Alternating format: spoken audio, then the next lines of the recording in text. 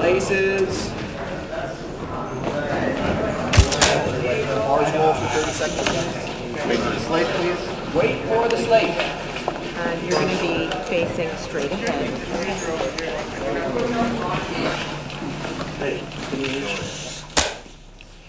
Everyone I've talked to knows the exact date when they've been hit. Yeah, it's burned into your memory. Yeah. A live day.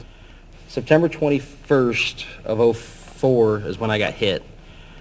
But I guess it depends on how you consider it, because there's 3 times they tried flying me out, and all 3 times I died on a helicopter.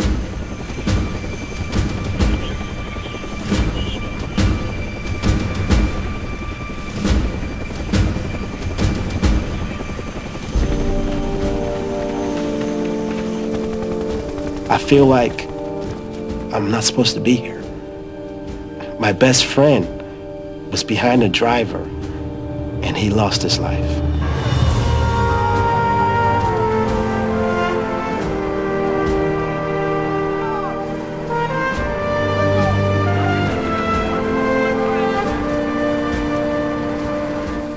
I always somehow see my picture on there where it should be January 2nd, 2005. Specialist Dexter, or PFC Dexter in Pitts, killed in Baghdad.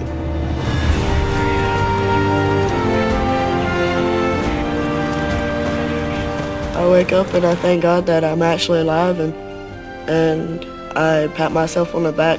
I survived another day. I mean, how many people can look at you and say, you know, I just stared down with death and I won. You know, and I got a second chance. You know, you're just happy that you're alive. I want to thank you for everything you've done. I admire you for that and for coming here. Very welcome. Thank you.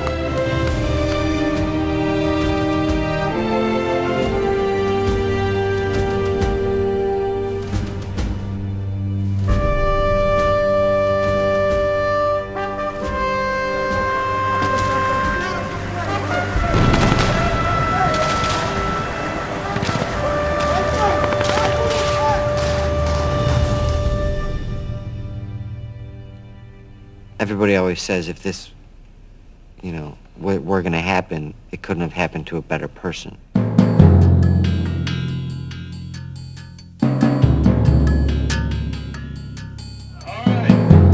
out of 1st Platoon, the 411th MP Company. Standing about 5'4", 125 pounds soaking wet. Anderson!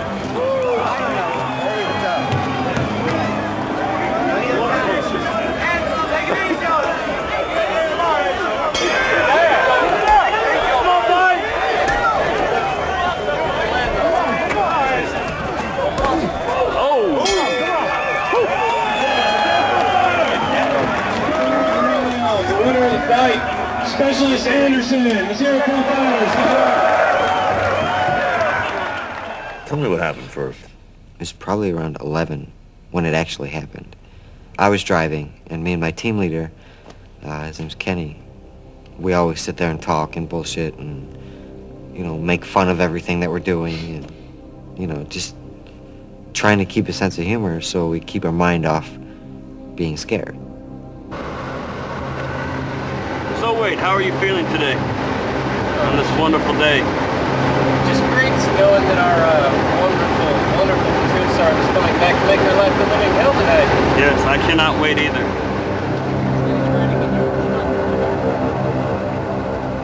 And if I remember correctly, I was smoking. I had my left hand on the steering wheel. I was smoking, and then the bomb went off.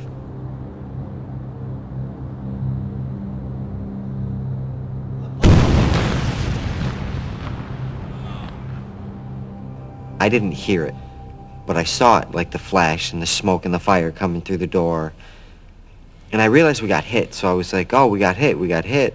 And then I had blood on my face and the flies were landing all over my face, so I wiped my face to get rid of the flies, and that's when I noticed that my fingertip was gone. So I was like, oh, okay. And that's when I started really assessing myself. I was like, all right, that's not bad. And then I turned my hand over, I noticed like this piece of You know, this chunk of my hand was gone. So I was like, okay. Still not bad. I can live with that. And then when I went to wipe the flies with my face again with my left hand, there was nothing there. So that's when I was like, oh, you know, that's gone. And then I looked down and I saw that my legs were gone.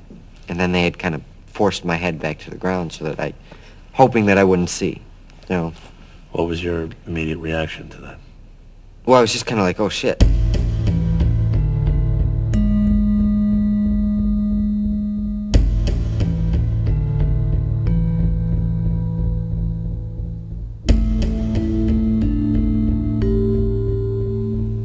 This is, you know, obviously my left leg.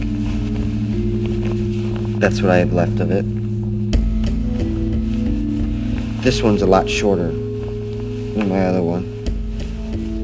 And this is the surgery mark, and then all down here is the actual, you know, sewing line from the injury. They folded it up and put it there.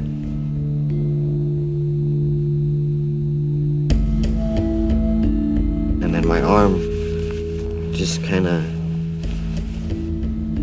goes into the socket to about here. And your hand? What's that? Do that again? I can spin it all the way around. You can open and close it, and that's pretty much all it does. Can you take my hand? Would that be a problem? No, because I'm... Well, you can control that very well. Yeah, pretty much.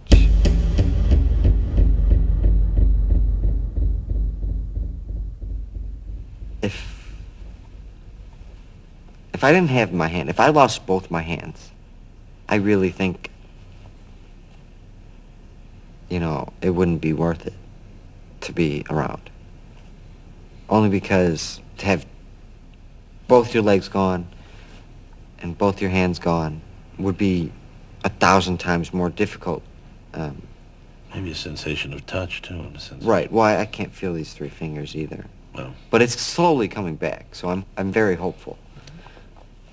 But I can still pick up a fork and feed myself and you know, clean myself up in the shower or whatever. So it's about being independent. Yeah, it has to do a lot with being independent.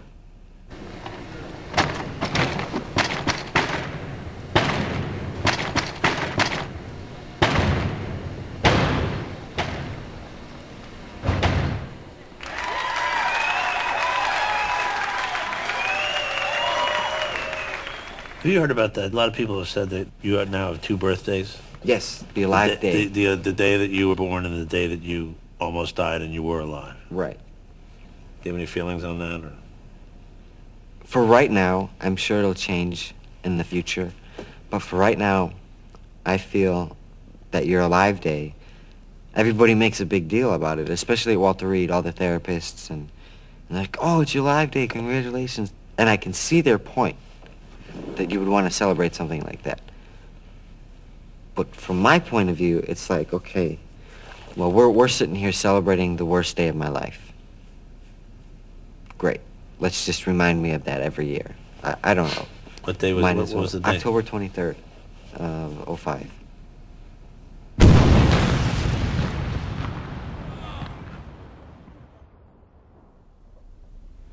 You know, it's been a long journey for us. You know, Eddie's truly a miracle Marine. He wasn't supposed to be here. And we struggled, you know. He was supposed to be on life support for the rest of his life, and, you know, the doctors gave us no hope.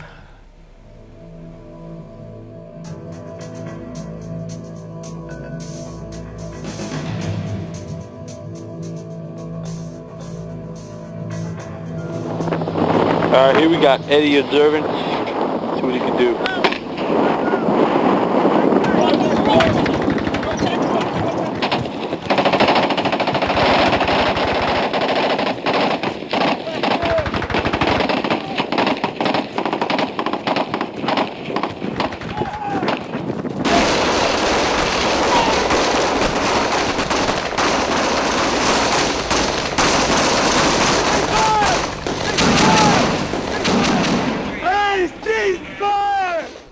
The boys were on a rooftop, and You know, unfortunately, Eddie was hit. He had expired for 2 minutes up on that rooftop, and they did what they needed to do, and they got him to Baghdad, and Balad, that's where they removed the bullets. Back up! We need to get a medic on the fucking ground!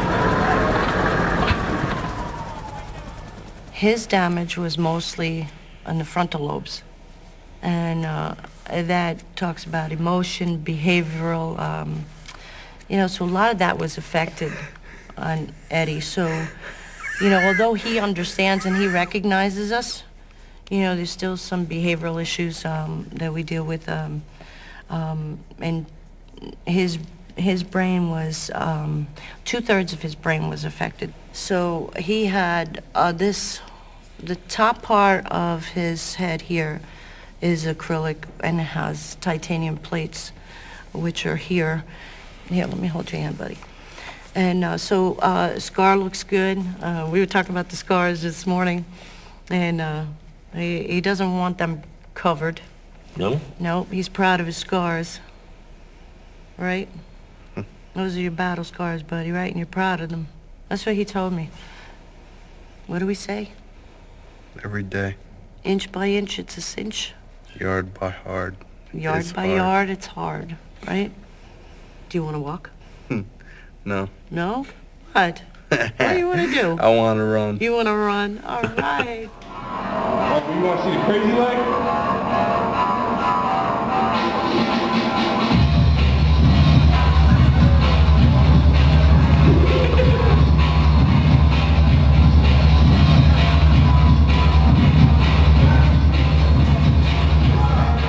When you first saw him, what did he look like? It looked really bad.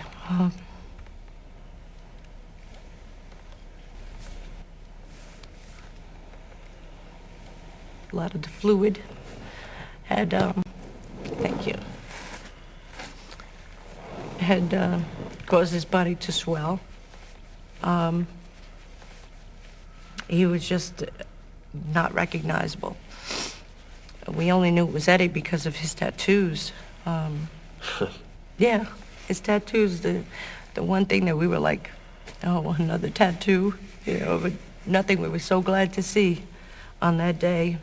And he's got a pit bull dog there, the heart of a pit bull, right? Is that what you got? You got the heart of a pit bull? So you do. Yeah, and he's giving you a piece of his heart. There you go, buddy. That's awesome. Doctors have told us he's not gonna recognize you and he's not gonna know who you are, and just out of the blue one day, he just said, Mom.